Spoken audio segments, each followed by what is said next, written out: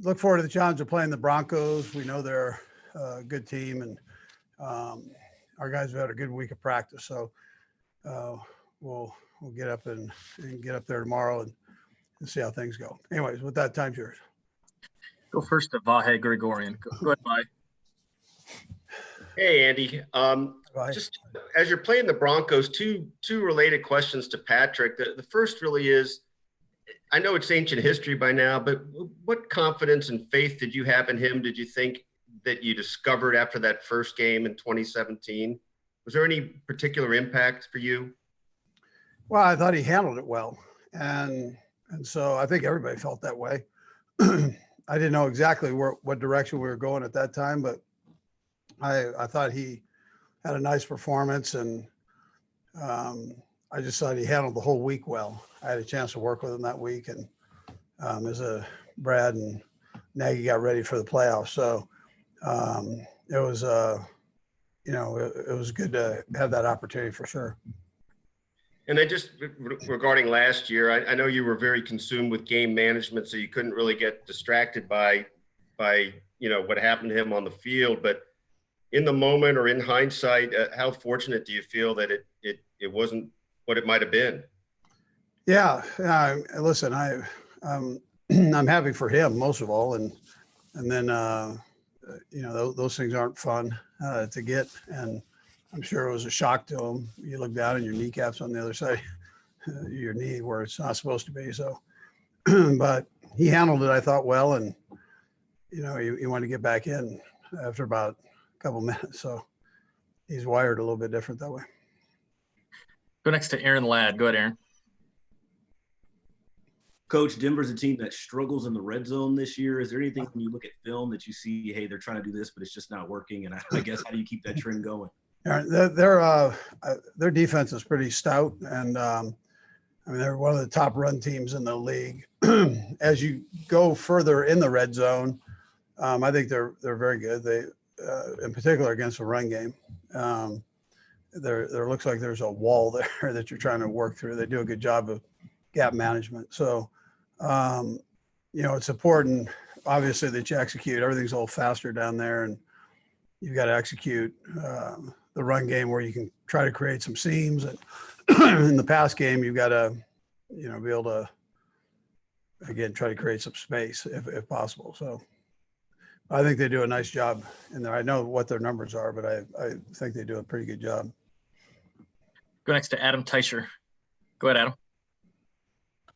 Hey, Andy, just wanted to ask you about your depth at defensive end. If Taco doesn't play and Alex Okafor doesn't play, then you've Mike Dana obviously not going to play, so you're kind of down in some numbers there. How you feel about that depth going into this game if it's true those guys can't play? But Brad, I'll have one quick follow-up. Yeah, so the one thing that we do have is Chris can play either or if needed, so I think we'll be okay with the rotation there. Okay, and assuming Mitch doesn't play on Sunday, will you go with your starting offensive line the way you finished up against Buffalo? Yes. Go next to James Palmer. Go ahead, James. Andy, now that you've had Le'Veon Bell for a week, what's your thought on how much you can use him on Sunday in terms of his workload and what he understands?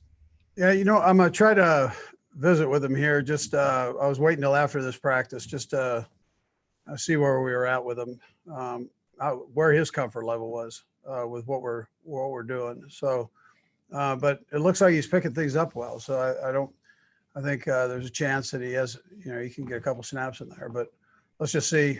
I'll see here. I haven't had time to talk to him after this practice yet, so I'll visit with him and see where he's at. We've got three more hands up. We'll go right down the line. Todd, Harold, and then Matt. Go ahead, Todd. Hey, Coach, I just wonder how close you're keeping an eye on the weather. Looks like it's going to be some snow out there. You guys played them in the snow here in Kansas City last time. What effect would that have on the game? Yeah, I don't know. I mean, we'll see how the wind and the snow and all that stuff. I can't tell you that until I'm not sure they can tell you that. I mean, the weather changes so fast up there. So we'll just see. We'll see how it goes. I think we have a good plan if whatever direction it goes. Go next to Harold. Go ahead, Harold. Andy, real quickly, following up on what Adam said, just with Nick Allegretti and Daniel Kilgore getting some more snaps, just how do you feel they're going to they fit in very well against Buffalo, but how do you feel they fit in against Denver? What are you seeing throughout the week that, especially with inclement weather, what could happen with the O-line there? Yeah, so I think it'll be a good challenge for us with that defensive front. I mean, that's a good defensive front. Inside techniques, 96 is, I think, a heck of a player. He every year he's gotten better, and right now he's playing at a very high level. And we know about 55, and 59 is kind of a new addition to Reid. And he's, I think he's an explosive player. So they've got good talent there. That'll be a good challenge for our offensive line, and I'll be curious to see how we do. I mean, it's like I said, you gotta strap it on when you play that group, and their linebackers are big physical guys. So we'll go last to Matt Derrick. Go ahead, Matt. Hey, Coach, kind of related to what Todd was asking you about the weather. It's been pretty unseasonably warm here in Kansas City this fall. Does it feel good that you've gotten a game in Buffalo and the rain under your belt, and then a practice like today before you go into some places like Denver and get ready for the end of the season? Yeah, well, I said it changes up there quick. I mean, it changes here pretty quick. I mean, yesterday you could be out in a bathing suit. Today, you better put the woolies on because it's a little cool out there, windy and cool. So it was good to get it in. I'm glad I'm standing here though talking to you, but it was good